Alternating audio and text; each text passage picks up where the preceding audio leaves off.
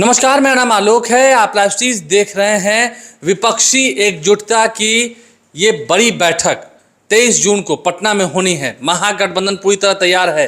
नीतीश कुमार ने सबको बुलावा भेजा और लगभग 18 पार्टियों के जो बड़े नेता हैं, ममता बनर्जी, अखिलेश यादव, हेमंत सोरेन, इसके अलावा उद्धव ठाकरे, कई सारे लोग हैं जो बिहार आ रहे हैं। जेडीयू की ओर से भी जो जानकारी है, नीतीश कुमार और जेडीयू के राष्ट्रीय अध्यक्ष ललन सिंह रहेंगे, लालू प्रसाद भी रहेंगे, महबूबा मुफ्ती भी आ रही हैं, राहुल गांधी भी आ रहे हैं। तो ऐसे में इस विपक्षी एकजुटता की मुहिम को नीतीश कुमार मजबूती देने में जुटे थे। अब कितनी मजबूत हो पाएगी हम नहीं कह सकते हैं, लेकिन अब जब तय हो चुकी तारीख 23 तारीख को सभी लोग आ रहे हैं। आप भी लगभग हफ्ते भर के बाद आज पटना पहुंचे हैं, दिल्ली से आ रहे हैं। क्या हलचल है, कितना सफल होने वाला है ये बैठक?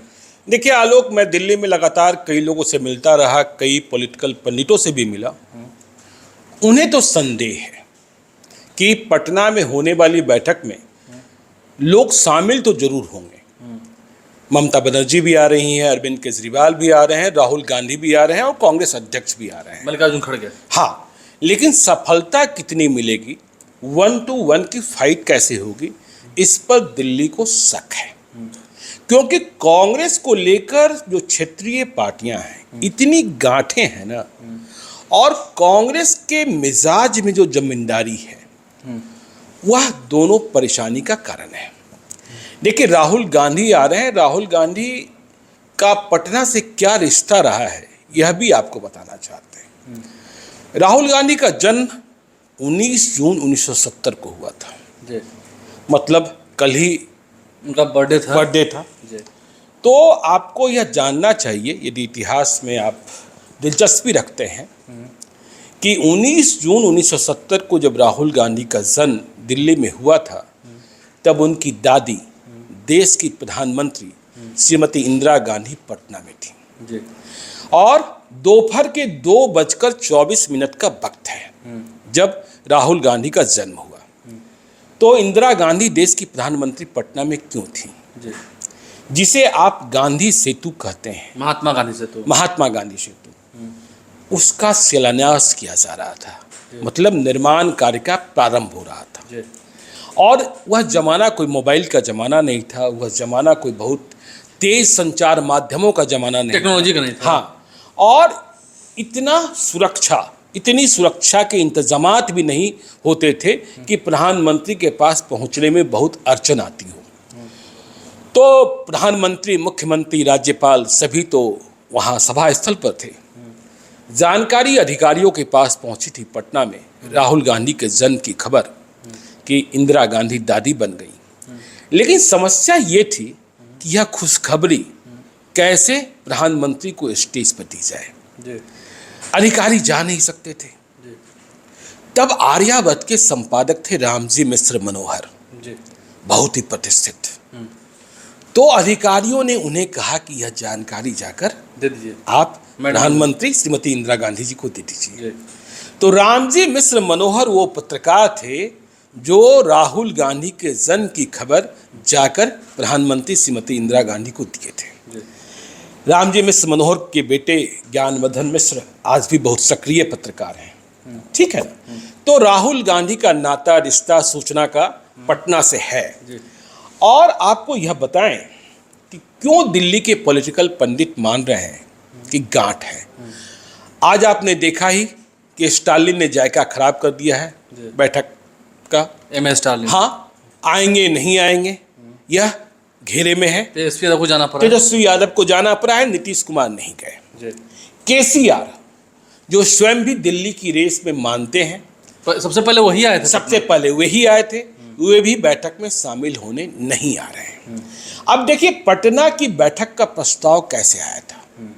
नीतीश कुमार और तेजस्वी यादव ममता बनर्जी से मिलने को कोलकाता गए थे, पश्चिम बंगाल। हाँ, और ममता बनर्जी ने ही कहा कि आप आगे बढ़िए, पहल कीजिए, और एक मीटिंग जो है सभी की गेट टुगेदर पटना में ही रखिए। और इसी आधार पर मीटिंग तय की गई। पहले 12 जून को मीटिंग होनी थी, लेकिन राहुल गांधी की अनुपस्थिति के कारण नहीं हुई। लेकिन देखिए, इस बीच तनातनी इतनी बढ़ गई है कि 1 to 1। देखिए, ममता बनर्जी कांग्रेस पर गंभीर आरोप लगा रही हैं और ममता बनर्जी कह रही हैं कि कांग्रेस जो है वह बीजेपी के गोद में बैठी है और बीजेपी जो है वह कांग्रेस की गोद में बैठी है। देखिए पश्चिम बंगाल का समीकरण क्या है। ममता बनर्जी की पार्टी टीएमसी सत्ता में है और वहाँ लड़ाई सीपीएम के साथ होती है। और अभी जो पंचायत चुनाव वहाँ चल रहे हैं, जहाँ बड़े पैमाने पर हिंसा हुई है और केंद्रीय बलों की तैनाती की गई, इस तैनाती के खिलाफ सरकार चली गई सुप्रीम कोर्ट, लेकिन सुप्रीम कोर्ट से आज ही झटका लगा है बंगाल सरकार को कि चुनाव का मतलब हिंसा नहीं, यह समझाया गया है। तो टीएमसी वहाँ पंचायत चुनाव में टीएमसी की सत्ता, लेकिन सीपीएम जो धुर विरोधी है ममता बनर्जी की, उसके साथ कांग्रेस का गठजोड़ हो चुका है। तो ममता बनर्जी ने साफ साफ कह दिया है कांग्रेस को कि यदि आपको लेफ्ट के साथ चलना है तो मेरे लिए आपके पास कोई स्पेस नहीं है, मैं आपको कोई सहयोग करने को तैयार नहीं हूँ। तो कांग्रेस क्या करेगी? क्या बंगाल लड़ना छोड़ देगी? एक बड़ा सवाल है, क्योंकि देश में दो बड़ी पार्टियां, राष्ट्रीय पार्टियां, बीजेपी और कांग्रेस। अब देखिए अरविंद केजरीवाल एक बड़े चेहरे। अब अरविंद केजरीवाल ने क्या शर्त रख दी है? उनकी पार्टी के स्पोक्स पर्सन है सौरभ भारद्वाज। उन्होंने अभी दिल्ली में कहा कि यदि कांग्रेस यह ऐलान कर दे कि वह दिल्ली में लोकसभा की सीटों का चुनाव नहीं लड़ेगी, तो अभी हम मध्य प्रदेश और राजस्थान नहीं लड़ेंगे। तो कांग्रेस दिल्ली ही न लड़े। 7 सीटें हैं वहां पर। हाँ ठीक है, जितनी सीटें, दिल्ली है ना, देश की राजधानी है। तो यह तल्खी इतनी तेज आगे बढ़ी कि कांग्रेस ने आईना दिखाया। कांग्रेस ने आईना दिखाया कि आपने कर्नाटका में भी चुनाव लड़ा, लेकिन आपका जो वोट प्रतिशत है वह नोटा से भी कम है।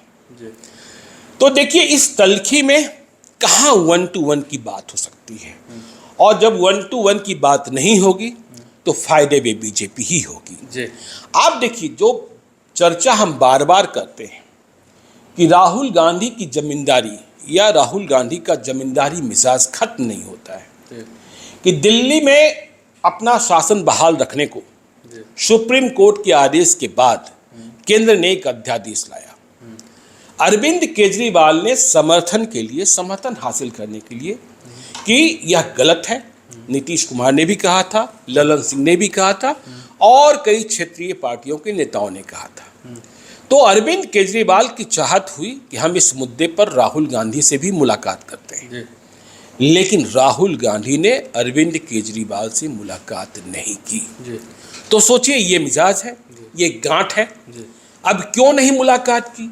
तो वजह बताई गई कि पंजाब और दिल्ली की जो प्रदेश कांग्रेस कमेटी है वह यह नहीं चाहती है। तो देखना यह महत्वपूर्ण होगा कि जब पटना में ये सारे नेता बैठेंगे, ममता बनर्जी साथ साथ बैठती हैं कि आमने सामने बैठती हैं, ठीक है ना?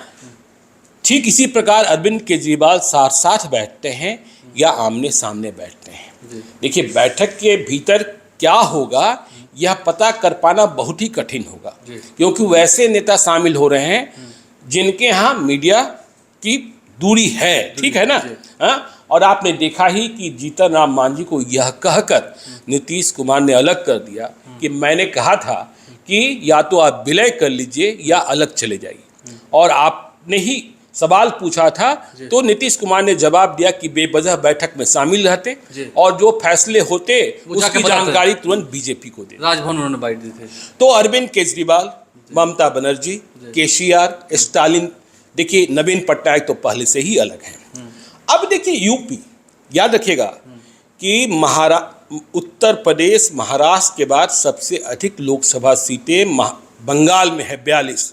वहाँ सामंजस्य बैठना आवश्यक है, लेकिन यह असंभव सा दिखता है। अब उत्तर प्रदेश की बात कर लें, क्योंकि पहले तो रहा है यूपी को ये 7 पसंद है, अखिलेश और राहुल की जोड़ी दिखी थी, 17 में वो फेल हो गए। हाँ देखिए उसी पर मैं आ रहा हूँ कि अब यूपी में देखिए, यूपी में मायावती, अखिलेश और कांग्रेस तीनों एक साथ नहीं हो सकते हैं, तो वहाँ तीसरा भी तो होगा। और देखिए कांग्रेस अपनी ताकत को जो हालात हैं उससे अधिक समझती है। 3 महीने पहले अखिलेश यादव ने कहा था कांग्रेस और बीजेपी एक जैसी पार्टी है। देखिए, मैं यूपी के कई लोगों से बातचीत कर रहा था कि मायावती की पार्टी की अभी बैठक हुई थी, पार्टी के भीतर कांग्रेस के साथ चलने पर चर्चा हुई, निर्णय नहीं हुआ।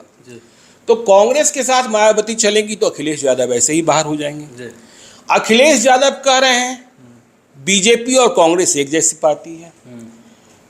सपा के नेताओं से हमारी चर्चा में यह बात निकली कि वे मानते हैं कि सिर्फ 6 लोकसभा सीटों पर कांग्रेस लड़ने को हकदार है यूपी में, लेकिन कांग्रेस समझती है कि यूपी में सबसे अधिक सीटें उन्हें ही चाहिए। तो कहाँ होगा?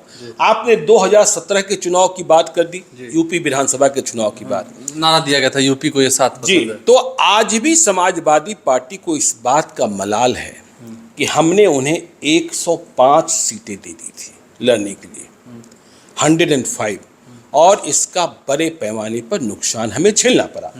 देखिए, बैठक चाहे जो हो, इसका मलाल तो बिहार में आरजेडी को भी है।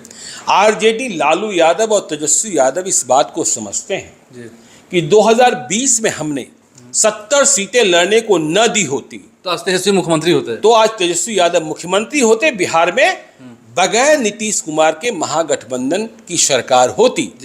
ठीक इसी प्रकार यहाँ भी 70 सीटें दी गई थी और 19 वो जीते थे। जी, 19 जीते, पहले से भी कम हो गए, सीटें अधिक ली, हुए कम। पिछली बार 40 में 27 था जी, जब नीतीश कुमार के साथ थे। 27 या 22? 27 था और फिर 70 में 19 हो गए। 70, और जब 70 सीटें ले ली तो आपने देखा ही कि उन्हें उम्मीदवार नहीं मिल रहे थे। पटना के उम्मीदवार को समस्तीपुर में लड़ा रहे थे, खोज खिलाना पड़ा था। भागलपुर के उम्मीदवार को पटना में लड़ा रहे थे, पटना के उम्मीदवार को नालंदा ले जाकर लड़ा रहे थे, जिन्हें कोई जानता पहचानता तक नहीं था। तो अब राहुल गांधी आएंगे, कांग्रेस की बड़ी बात होगी। आज महागठबंधन के भीतर जब चर्चा करते हैं हम और आप, तो ये पता चलता है कि 2, 3, 4 बहुत हुआ तो 4 सीटें, लेकिन 2019 में 9 सीटें इन्होंने ली थी, 1 सीट पर जीत मिली। कांग्रेस पार्टी ये कह सकती है कि हमने तो 1 सीट जीती, आरजेडी तो नील बट्टा सन्नाटा, 0। हाँ, 0। लेकिन आप वोटिंग परसेंटेज देखेंगे ना, ठीक है ना, वोट किसको कितने पड़े, वोट किसको कितने मिले, और आपकी जो जीत हुई उसमें क्या आरजेडी का योगदान नहीं था, यह देखना होगा। तो गांठ इतनी है, कलेजे के भीतर दर्द इतना है। और दक्षिण भारत में भी आप देखेंगे कि दक्षिण भारत में बीजेपी का परचम तो बहुत लहराता नहीं है, तो वहां लड़ाई या तो आपस में है 2 क्षेत्रीय दलों के बीच, या फिर कांग्रेस। जब लोकसभा चुनाव होता है तो लड़ाई कांग्रेस से ही होती है दक्षिण भारत के प्रदेशों में, और किसकी लड़ाई होती है? उन क्षेत्रीय दलों की। तो वे कांग्रेस के सामने घुटने नहीं टिकना चाहते हैं। कांग्रेस हमेशा कहेगी कि मुझे अधिक सीटें चाहिए, रुबाब में। हाँ, ठीक है, जो हम कहते हैं जमींदारी। तो दिल्ली के पॉलिटिकल पंडितों को लग रहा है कि देखिए, पटना में बैठक होगी, आगे भी बैठक हो सकती है, कोई यूपीए का चेयरपर्सन भी बन सकता है, शायद नीतीश कुमार ही बन जाए, क्योंकि वे सभी से बात करने की स्थिति में हैं और वे सम्मान के हकदार हैं, ठीक है ना, उन्होंने प्रयास किया है, तो बन जाए।